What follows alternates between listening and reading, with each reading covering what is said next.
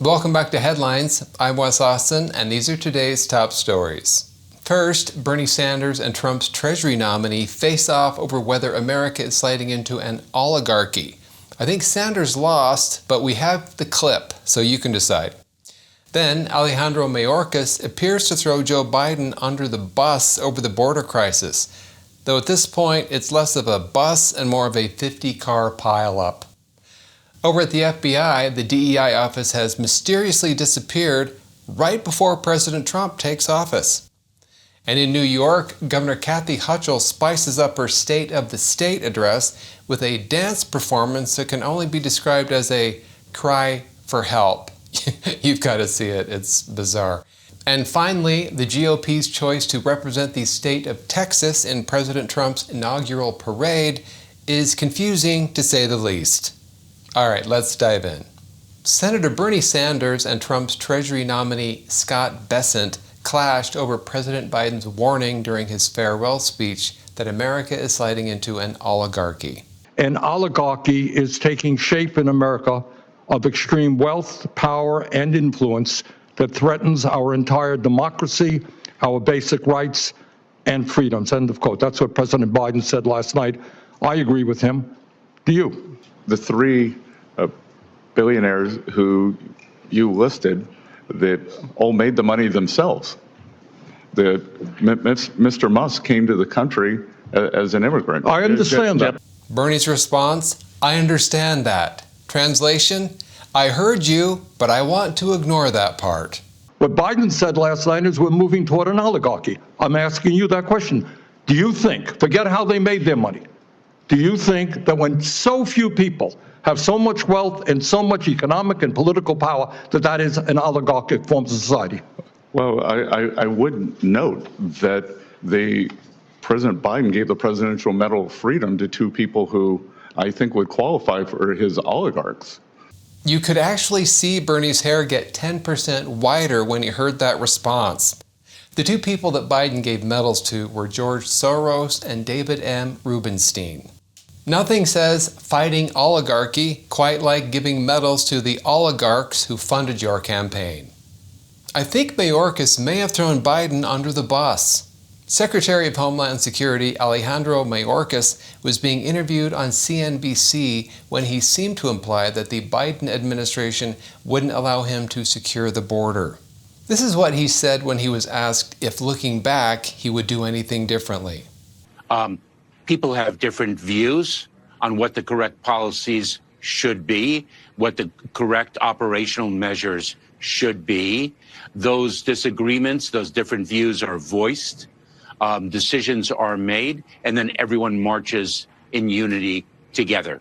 They march in unity, so even if they're marching off of a cliff, they're holding hands while they do it. Just in case that was too subtle, Mayorkas hits it again. I don't want to get into the deliberative process. We're one team and it's one effort, but this is not a revolutionary concept that there are disparate views when one has many people involved in the decision-making process.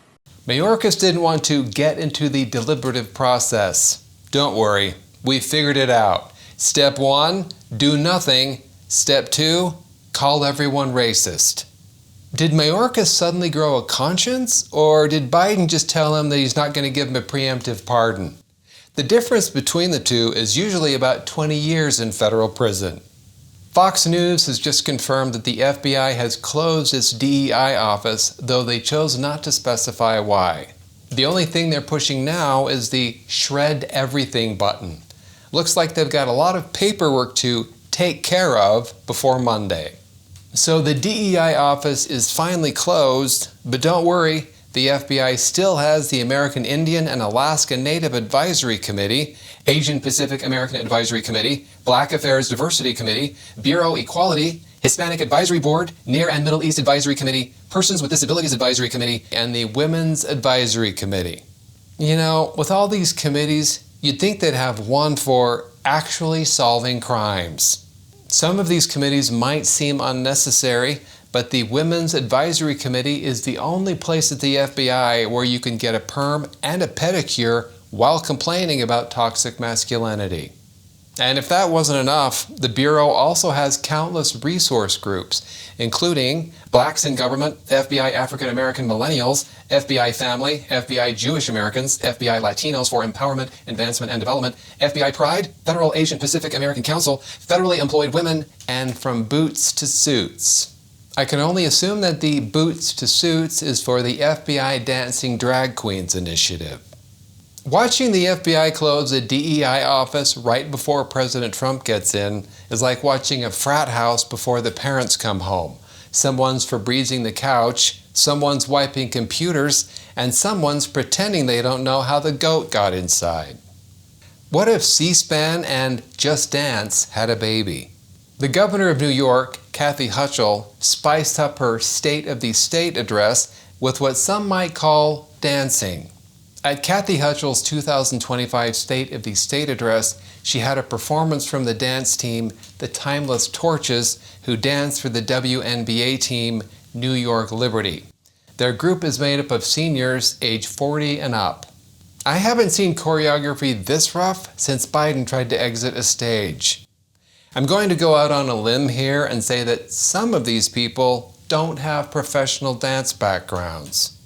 Because when you're talking about New York's crumbling infrastructure, who better to represent it than a group of seniors trying not to pull a hamstring? To represent the state of Texas, the GOP is sending an Indian drum band to perform at President Trump's inaugural parade.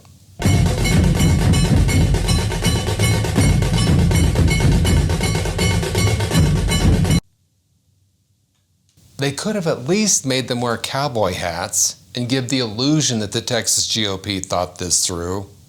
Thanks for watching Headlines and have a fantastic weekend. I'm Wes Austin. Good night. Please like, comment, and subscribe.